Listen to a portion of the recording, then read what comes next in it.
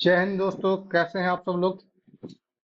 I hope कि आप लोगों की तैयारी अच्छी चल रही होगी और आप लोग अच्छे से अपना बिहार एसएससी इंटर लेवल जो एग्जाम है उसका रिवीजन कर रहे होंगे। और जैसा कि मैंने आप सभी को प्रॉमिस किया था कि मैं डेली या फिर मैक्सिमम एक दिन बीच करके 25-25 जो जीएस के क्वेश्चंस होंगे जो कि प्रीवियस ईयर क्वेश्चन होंगे, और ये प्रीवियस ईयर खत्म हो जाते जो भी इंपॉर्टेंट क्वेश्चंस होंगे वो मैं आप लोगों के लिए लिख करके आता रहूंगा। तो वो आज मैं उसके तीसरे मॉक टेस्ट में पहुंच चुका हूं, जिसमें आपको 25 क्वेश्चंस मिलेंगे और शॉर्ट में उसको मैं एक्सप्लेन करता चलूंगा। तो आई होप कि आप सभी लोग अच्छे से उसको प्रैक्टिस कर रहे होंगे। और मैं बार बार कहूंगा कि आप लोग इसको नोट डाउन ना करें, क्योंकि नोट डाउन करने से बेहतर होता है 25 क्वेश्चन 15 मिनट में मैं खत्म करता हूँ।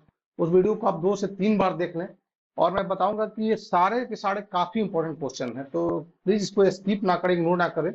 इनको आप रिवाइज 2-3 बार कर ले, आपको ऐसे ही याद होता जाएगा।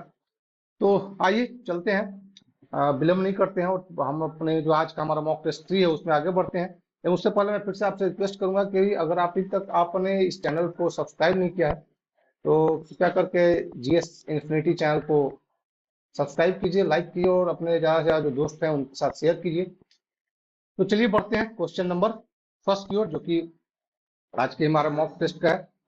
क्वेश्चन नंबर फर्स्ट है, रिजर्व बैंक ऑफ इंडिया के प्रथम भारतीय गवर्नर कौन थे। रिजर्व बैंक ऑफ इंडिया था, उसके पहले भारतीय गवर्नर कौन थे। यहाँ आप देखिए दो टाइप के सवाल आ सकते हैं, प्रथम गवर्नर कौन थे और दूसरा सवाल आएगा प्रथम कौन थे। तो यहाँ आपको ध्यान देना होता है, 4 ऑप्शन है, सीडी देशमुख, रघुराम राजन, सुरेश माथुर और कृष्ण।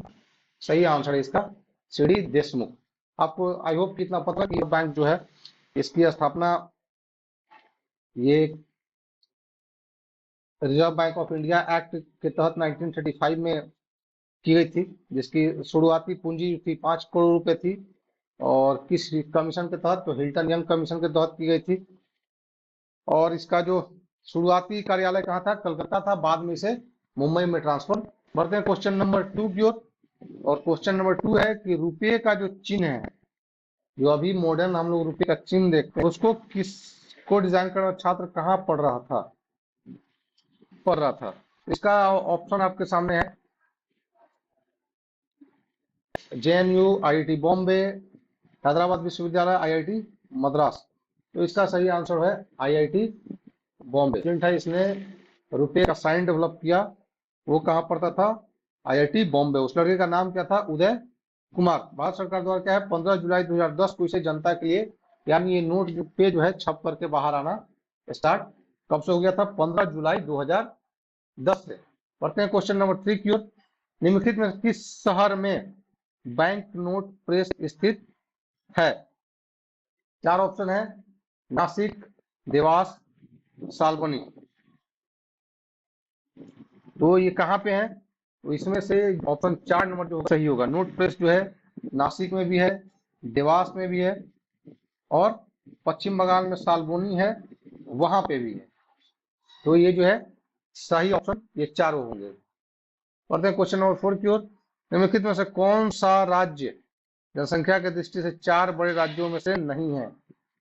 कौन सा जो है नहीं है। ऑप्शन है आपके सामने, बिहार, उत्तर प्रदेश, तमिलनाडु, महाराष्ट्र। सही आंसर होगा तमिलनाडु। तमिलनाडु उच्चतम जनसंख्या वाला छठा राज्य है, ये छठे नंबर पे आता है। ये जो आपके सामने डेटा है वो 2011 की जनगणना के अनुसार है। उत्तर प्रदेश आपका सबसे उच्चतम जनसंख्या वाला है, महाराष्ट्र दूसरा उच्चतम जनसंख्या वाला है। सबसे फर्स्ट नंबर पे आपका उत्तर प्रदेश आता है, सेकंड नंबर पे आपका महाराष्ट्र आ जाता है और बिहार जो है थर्ड नंबर पे आता है। जनसंख्या के मामले में बिहार भारत में थर्ड नंबर पे आता है। पढ़ते हैं क्वेश्चन नंबर 4 की ओर, सॉरी 5 नंबर। किसका प्रति वर्ग किलोमीटर जनसंख्या घनत्व सर्वाधिक है। बिहार, पश्चिम बंगाल, केरल, उत्तर प्रदेश। सही आंसर इसका क्या होगा, इसका सही आंसर होगा बिहार। बिहार का जनसंख्या घनत्व क्या है, सबसे अधिक है। और अगर केंद्र शासित प्रदेश की बात किया जाए तो केंद्र शासित प्रदेश कौन सा है, न्यू दिल्ली। किया है तो बिहार है, और केंद्र शासित प्रदेश की बात किया है तो न्यू दिल्ली है। न्यूनतम की बात की है तो न्यूनतम जो है अरुणाचल प्रदेश है। न्यूनतम कौन सा है, अरुणाचल प्रदेश। और न्यूनतम अगर केंद्र शासित प्रदेश की बात किया जाए तो वह है अंडमान निकोबार द्वीप समूह। बढ़ते हैं क्वेश्चन नंबर 6 की ओर। भारत में विकसित सुपर कंप्यूटर का नाम क्या है। भारत में विकसित सुपर कंप्यूटर का नाम क्या है? ऑप्शन है आपके सामने परम 8000, आदित्य 220। इसका सही आंसर होगा परम 8000। ये जो है भारत में विकसित सुपर कंप्यूटर है, जो 1991 में विकसित किया गया था। किसके द्वारा? विजय पी भक्तर के द्वारा ये विकसित किया गया था। बढ़ते हैं क्वेश्चन नंबर 7 की ओर। भारत में 4G सेवा की शुरुआत कब हुई थी? भारत में 4G सेवा की शुरुआत कब हुई थी? 4 ऑप्शन है, 2000, 2012, 2016 और अभी तक शुरुआत नहीं हुई है। इसका सही आंसर होगा 2012। सेवा की शुरुआत जो है 2012 में हुई थी। किसके द्वारा की गई थी? एयरटेल के द्वारा। किसके द्वारा की गई थी? एयरटेल के द्वारा। और मोबाइल सेवा भारत में कब स्टार्ट हुई थी? मोबाइल सेवा स्टार्ट हुई थी 1995 में। बढ़ते हैं क्वेश्चन नंबर 8 की ओर।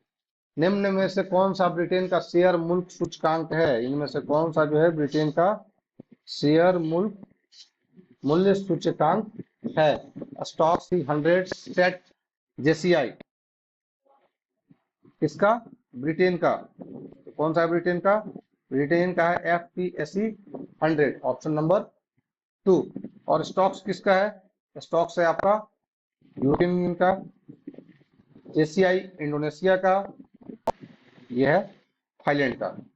बढ़ते हैं क्वेश्चन नंबर 9 की ओर। 9 क्वेश्चन नंबर क्या है? किसे महामना कहा जाता है? महामना की उपाधि किसे दी जाती है? गांधी जी, नेहरू जी, मालवीय और राजीव गांधी।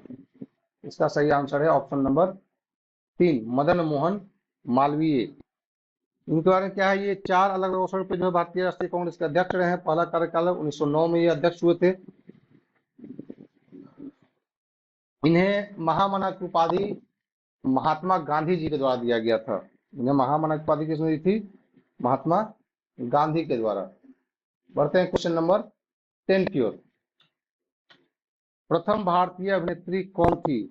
प्रथम भारतीय अभिनेत्री कौन थी? देविका रानी, मधुबाला, मीना कुमारी, नरगिस। सही आंसर है 1, देविका रानी। पहली फिल्म कौन सी थी? फिल्म की अगर बात की तो पहली फिल्म कौन सी थी? पहली स्वदेशी फिल्म थी राजा हरिश्चंद्र। इसके निर्माण कर्ता थे दादा साहब फाल्के, जिन्हें भारतीय सिनेमा का जनक भी कहा जाता है। बढ़ते हैं क्वेश्चन नंबर क्यों। CO2 टैक्स लगाने वाला पहला देश कौन सा था? Finland, Germany, New Zealand, America.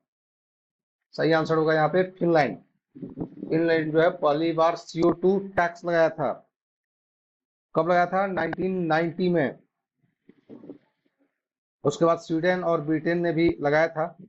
इसमें क्या होता है कि आप जितने जीवाश्म ईंधन ये सब उत्पादन करते हैं, कार्बन का उत्सर्जन करते हैं, उसके हिसाब से आपके ऊपर टैक्स लगाया जाता है। पढ़ते हैं क्वेश्चन नंबर 12 की ओर। कीवी चिड़िया कहाँ पाई जाती है? कीवी चिड़िया कहाँ पाई जाती है? अगर आप लोग क्रिकेट देखते होंगे तो इसका सही जवाब आप तुरंत दे देंगे। कीवी जो कि न्यूजीलैंड में पाई जाती है। कीवी कहाँ पाई जाती है? न्यूजीलैंड में। बढ़ते हैं क्वेश्चन नंबर 13 की ओर। ब्राजील की मुद्रा क्या है? ब्राजील की मुद्रा क्या है?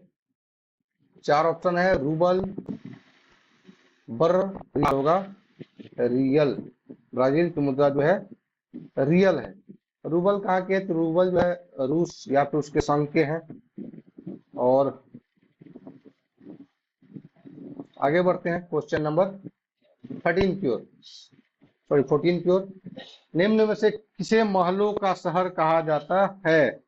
निम्न में से किसे महलों का शहर कहा जाता है? ऑप्शन है पटना, कोलकाता, चंडीगढ़, लखनऊ। सही आंसर होगा कोलकाता, क्योंकि शुरू से यहाँ पे क्या है? महलों रहा है। महल रहे, बाहरी बाहरी जो भी विदेशी वगैरह आते हैं तो यहीं पे शुरू में डेवलपमेंट होता था, इसलिए महलों का शहर भी कहा जाता है। पढ़ते हैं क्वेश्चन नंबर 15 की ओर। इंडियन एयरलाइंस की प्रथम महिला पायलट कौन थी? इंडियन एयरलाइंस की प्रथम महिला पायलट कौन थी? ऑप्शन है दुर्बा बनर्जी, डायना एडुजा, आरती साहा। सही आंसर होगा दुर्बा बनर्जी। कब हुई थी? तो 1956 में कलकत्ता में इंडियन एयरलाइंस में शामिल हुई थी और पहली बार ये कमर्शियल पायलट बनी थी। पढ़ते हैं क्वेश्चन नंबर 16 की ओर। किस लेखक या लेखिका का जन्म बिहार में हुआ था? फणीश्वरनाथ रेणु, प्रेमचंद, महादेवी वर्मा, ईश्वरनाथ। इनका जन्म बिहार के अररिया जिले में फारबिसगंज में हुआ था। पढ़ते हैं क्वेश्चन नंबर 17 की ओर। गेम ऑफ थ्रोन्स के लेखक कौन है? एक बुक है गेम ऑफ थ्रोन्स, इसके लेखक कौन है? इसका सही आंसर है 4 ऑप्शन जॉर्ज मार्टिन, सही आंसर है जॉर्ज मार्टिन, जो कि है इसके लेखक हैं। पढ़ते हैं क्वेश्चन नंबर 18 की ओर। इंडिया आफ्टर गांधी के लेखक कौन है? इंडिया आफ्टर गांधी के लेखक चेतन भगत, सुयश मेनन, रामचंद्र गुहा और नवीन सिन्हा जो हैं इंडिया आफ्टर गांधी के लेखक हैं। ये क्या है? भारत की स्वतंत्रता के बाद का जो भारत का है उसकी स्थिति ये वर्णन करता है इस बुक में। बढ़ते हैं क्वेश्चन नंबर 19 की ओर।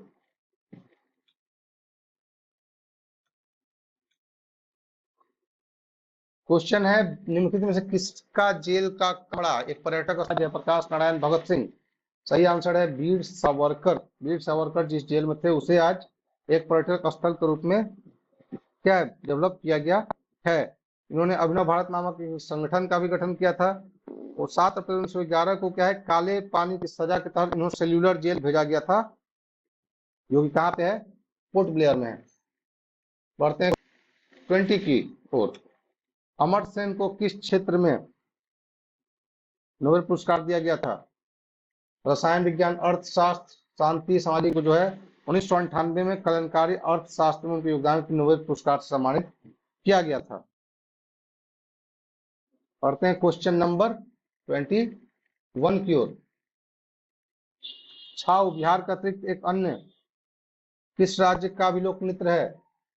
पश्चिम बंगाल, मिजोरम, मध्य प्रदेश। Question number 22। बिस्मिल्लाह खां किस वाद्य यंत्र को बजाते हैं? बिस्मिल्लाह खां किस वाद्य यंत्र को बजाते हैं? वायलिन, मीना, शहनाई। इन्हें कई पुरस्कार मिले हैं। 1961 में इन्हें पद्मश्री मिला था, 68 में पद्म भूषण मिला था, 80 में पद्म विभूषण मिला था और 2001 में इन्हें भारत रत्न से सम्मानित किया गया था। पढ़ते हैं क्वेश्चन नंबर 23 की ओर। स्वराज पार्टी की स्थापना किसने की थी?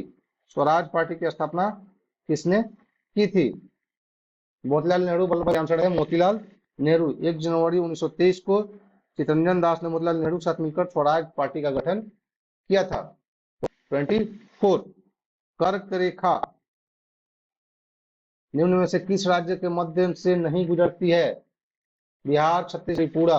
सही आंसर है बिहार। कर्क रेखा 8 राज्यों से होकर गुजरती है। कौन कौन राज्य? राजस्थान, गुजरात, मध्य प्रदेश, छत्तीसगढ़, झारखंड, पश्चिम बंगाल, त्रिपुरा और मिजोरम से होकर के, या बिहार से होकर के नहीं गुजरती है। पढ़ते हैं हमारे आज के तीसरे मॉक टेस्ट के लास्ट क्वेश्चन की ओर। ब्रह्मपुत्र नदी को बांग्लादेश में क्या कहा जाता है?